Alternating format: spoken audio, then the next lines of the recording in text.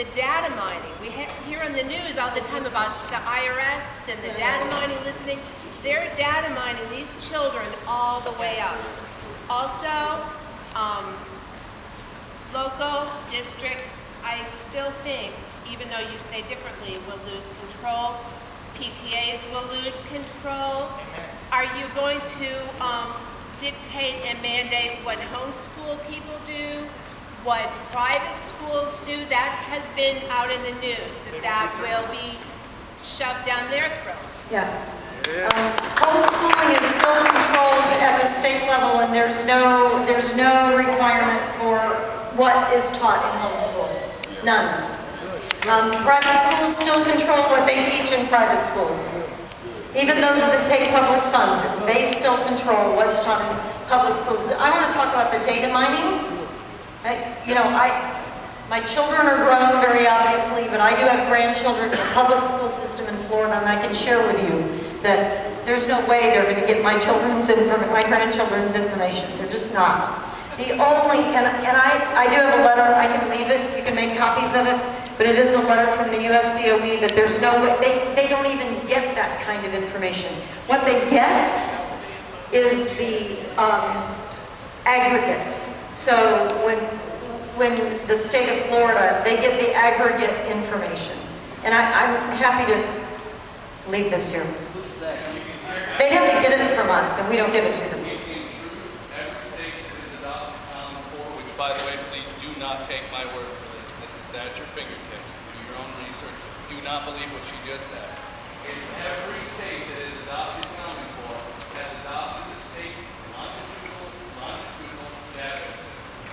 They're doing it, and it's progressing further. The federal government is also bypassing the state by offering funding to counties.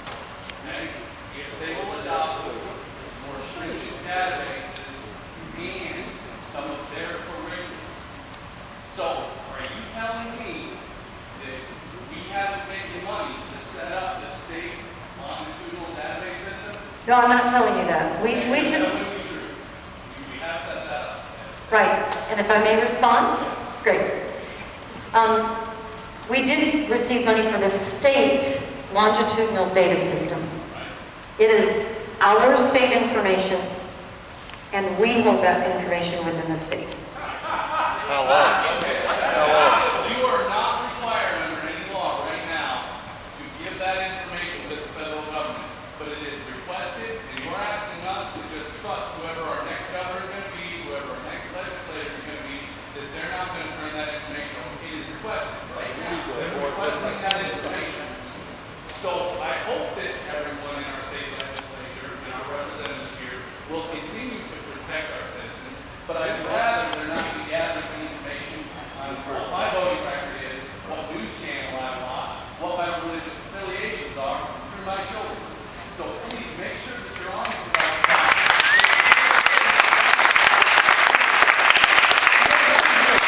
The protection of our country and our freedoms, and right now we're giving it up and we're giving the federal government an inroad. Please don't try to deny that.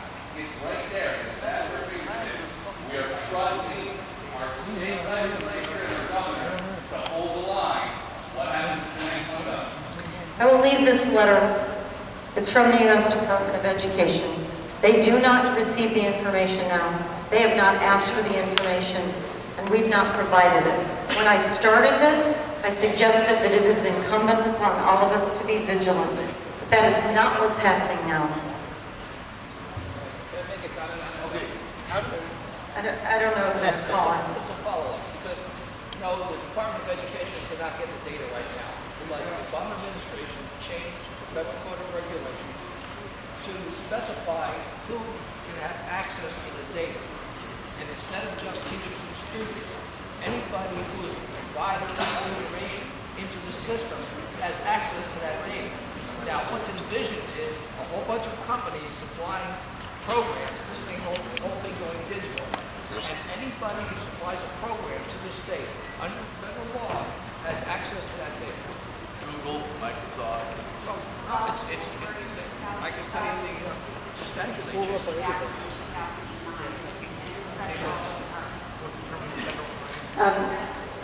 On unaware of what you speak of. I'm unaware of that. This sounds like school curriculum is being nationalized. That's what it sounds like to me.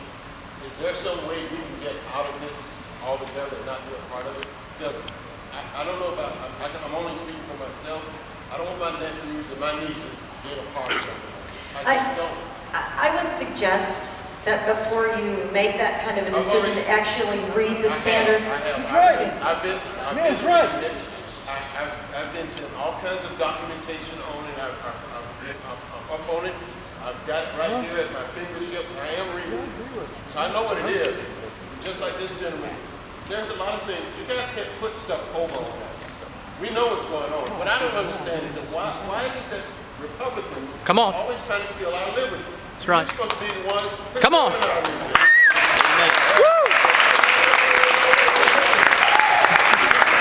I'll ask this question the last time.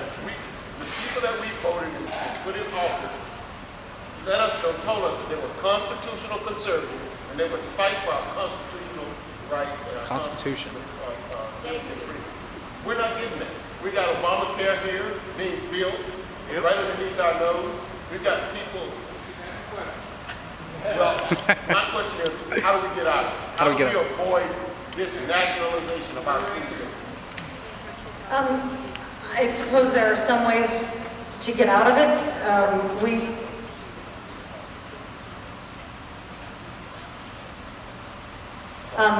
I told you the process for us to adopt the standards, it would take the same kind of a process in order for us not to have those standards, but to have other standards.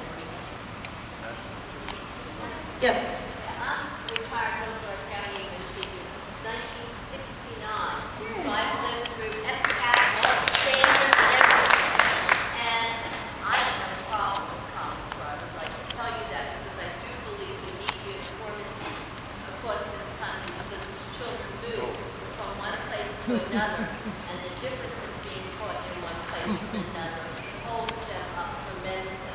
My question is, I now score written exams for different states.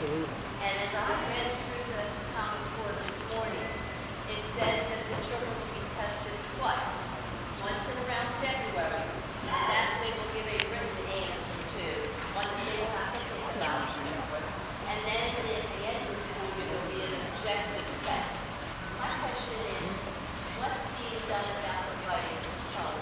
Because I have seen it improve so much with FCAT. And I've scored for years, so I see it improve. I want to see it continue. So the performance part that you mentioned that would happen somewhere in February really replaces, because the standards are English language arts, so they become a performance. So that, like the example that I brought up about Amelia Earhart, reading the 3 passages and then writing a document, analyzing that and the author's strengths in his point, his or her point, those would be the kinds of things that would happen in those performance items, those performance assessments, where they would actually be writing. And so that would really kind of take the place of what we've done with writing, but writing is then infused in everything. Yes? Yes, sir. Could you actually reconcile for me the class size amendment, how it fits in with the structure of Common Core as it's being implemented? Is it going to be more state level employees outside the classroom and more federal employees outside the classroom? Please, Yeah, I can't. into the classroom for me, because we have state mandated rules that all the voters decided on what the teacher-pupil ratio should be. Yeah. I can't speak to the numbers of federal employees, don't know how that would work out. What I can say is that your legislature controls how many employees are in the state agency. And I can suggest to you, since I came on the scene at the state agency in 2004, we've only seen decline. We've not seen any growth. I have 50 vacancies right now out of 200. Okay. Senator Lee says one more question. Yes, sir. And I will stay if anyone has any questions for me individually afterward. I'm having trouble hearing you. I have a comment and a question. Comment is, first of all, with your leadership bringing us from virtually last in the country to the top 10 is a great commendation. It's truly remarkable. However, I don't think anybody in this room is satisfied with 10th in the country. It's a terrible performance in the world. You agree? Yes. Okay. Now, I just want to make a plug. Anybody who's interested in education, Google DDDOA, and you'll get a book about our education system. PDF, you can download. Now, my question,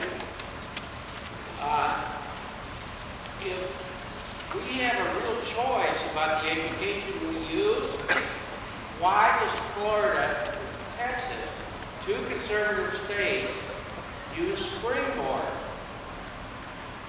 And Newsom High School, a school that my grandchildren go to, use Springboard, including economics and history, dictated books, liberal books that are dictated by Springboard. If we have the choice, why are we slaves to Springboard? That's my question. The answer to that question is no one at the state level or the federal level is dictating Springboard. I only know of a very small handful of schools that are using Springboard. I don't know what else to tell you about that.